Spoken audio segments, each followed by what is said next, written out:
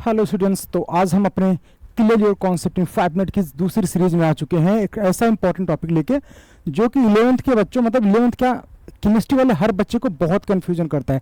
Cell, सब cell, ऑर्बिटेंट और vital, ये होते क्या है, एक एक करके समझते हैं हम इसको।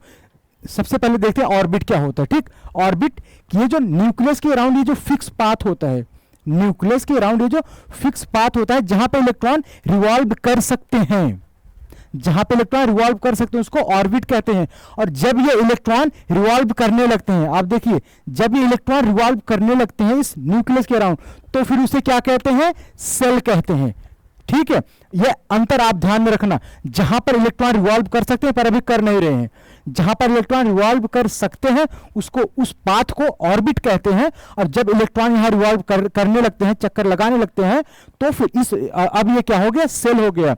और सबसेल किसे कहते हैं, सेल का जो फर्दर डिवीजन होता है उसको सबसेल कहते हैं, जिसको SPDF से रिप्रेजेंट किया जाता है। और सेल का रिप्रेजेंट जैसे n होता है, जब n बराबर 1 के लिए KLM n इस तरह का रिप्रेजेंटेशन होता है। और वाइटल्स क्या होते हैं, और vitals the region of subcell, मतलब सबसेल का वो रीजन जहां पर इलेक्ट्रॉन की पाए जाने की सबसे ज्यादा प्रोबेबिलिटी होती है।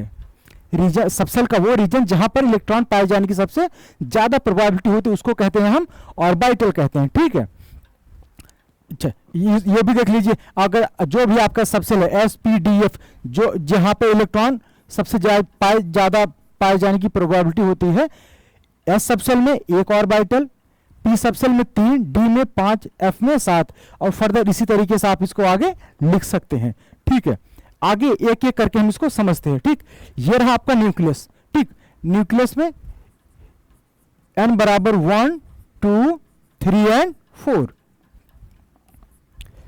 3 एंड 4 ये रहा। ये n बराबर 1 क्या है, अभी आपका क्या है, ऑर्बिट है। ये जो फिक्स पाथ है न्यूक्लियस के अराउंड, ये क्या है, ऑर्बिट है।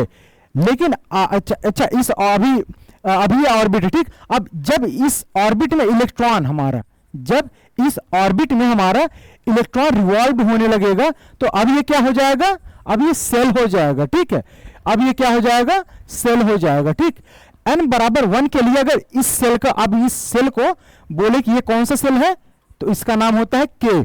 ठीक है, इसका नाम होता है K। और n बराबर 2 के लिए L, M और N। ठीक है, n बराबर 1, 2, 3, 4, और जो सेल्स के नाम है K, L, M और N। ठीक है, अगर आपसे पूछा जाए कि n बराबर 1 या फिर जो K सेल है, ये जो सेल या एनर्जी लेवल जो भी आप बोल दीजिए, ठीक है, कि इस K सेल में कितने सबसेल होते हैं, क्योंकि सबसेल क्या होता है, सेल का फर्दर डिवीजन होता है। इसमें पहले में सिर्फ एक सबसेल होगा S, और दूसरे में S और P। ठीक है, n बराबर 3 के लिए SPD। इसी तरीके से आप जो है इसको आगे ऐसे कंटिन्यू कर सकते हैं। ठीक, सेल, सबसेल, ऑर्बिटर, ऑर्बिटल। तो एक बार यहां देख लेते हैं, n सेल और सबसेल। ठीक है, n बराबर कितना है, 1, 2, 3, 4। सेल का नाम K, L, M और N। इसमें कितने सबसेल होते हैं, एक S और P। ठीक है, SPD, SPDF। क्लियर हो गया। सेल किसे कहते हैं, जब न्यूक्लियस के अराउंड जो पाथ होता है, जो फिक्स पाथ जहां इलेक्ट्रॉन अराउंड करते हैं उसको क्या बोलते हैं, सेल। उसी का फर्दर डिवीजन क्या होता है, हमारा सबसेल। ठीक, अब एक एस सबसेल में एक ऑर्बिट होता है, जब जहां पर इलेक्ट्रॉन सबसे ज्यादा पाए जाने की प्रोबेबिलिटी होती है। ठीक है, अच्छा अगर आपको कहा जाए कि ये 4s है, इसका फिजिकल मतलब इसको बोलेंगे कैसे, इसको बोलेंगे कैसे। ठीक है, तो s क्या है आपका, सबसेल। s क्या है, सबसेल। इसको क्या बोलेंगे, सबसेल ऑफ n बराबर कितना है, 4।